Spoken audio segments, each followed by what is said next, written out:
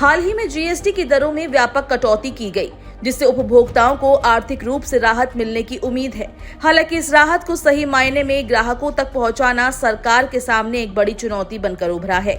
दरअसल कई खुदरा विक्रेताओं और ब्रांड कंपनियों पर यह आरोप लग रहा है कि वे अभी भी पुराने मूल्य पर ही वस्तुएं बेच रहे हैं, जबकि जीएसटी दरें घट चुकी है। इस स्थिति से निपटने के लिए उपभोक्ता मामलों के मंत्रालय ने एक निगरानी तंत्र की स्थापना की है, जिसके अंतर्गत यदि किसी ग्राहक को ये लगता है कि उसे नई दरों के अनुरूप कीमत पर उत्पाद नहीं मिल रहा तो वो शिकायत दर्ज कर सकता है। मंत्रालय ने साफ कर दिया है कि ऐसी शिकायतों को अनुचित प्रथा मानते हुए क्लास एक्शन सामूहिक कार्रवाई लिया जाएगा।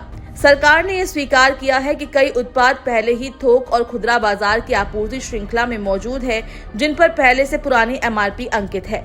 इन उत्पादों पर नए मूल्य के स्टिकर लगाना हर बार संभव नहीं होता, इसलिए मंत्रालय ने कंपनियों को मार्च 2026 तक पुराने स्टॉक पर नए मूल्य का उपयोग करने की अनुमति दी है, लेकिन ये पूरी तरह स्वैच्छिक होगा। हालांकि इसका मतलब ये नहीं कि ग्राहकों को नए जीएसटी लाभ से वंचित रखा जाए।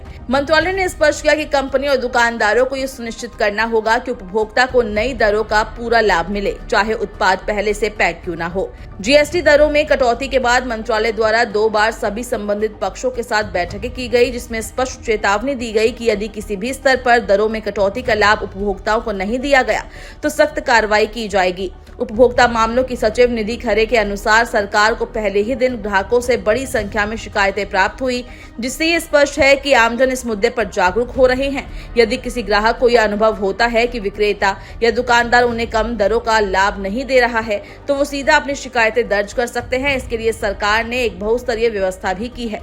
टोल फ्री नंबर 1915 पर कॉल कर सकते हैं। इसके अतिरिक्त व्हाट्सएप, मोबाइल ऐप्स और ई पोर्टल की सुविधा भी उपलब्ध है। हाल ही में मंत्रालय ने इनग्राम पोर्टल पर जीएसटी के लिए अलग कैटेगरी बना दी है, ताकि इस तरह की शिकायतों से जल्दी और प्रभावी तरीके से निपटा जा सके।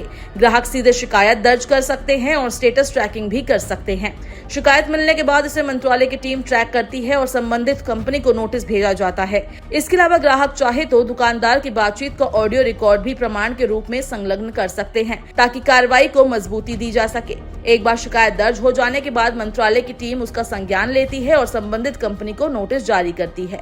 सरकार ने निर्माताओं, पैकर्स और आयातकों को ये निर्देश दिया है कि वे उपभोक्ताओं को नई दरों की जानकारी देने के लिए डिजिटल माध्यमों का उपयोग करें। कंपनी को अनुमति है कि वे तुलनात्मक दर chart, mobile apps, social media, website या अन्य तरीकों से उपभोक्ताओं तक जानकारी पहुंचाए। ये भी अपेक्षित है कि ब्रांड अपने प्रचार अभियान में जीएसटी दरों में हुई कटौती को शामिल करे, ताकि ग्राहक भ्रमित न हो।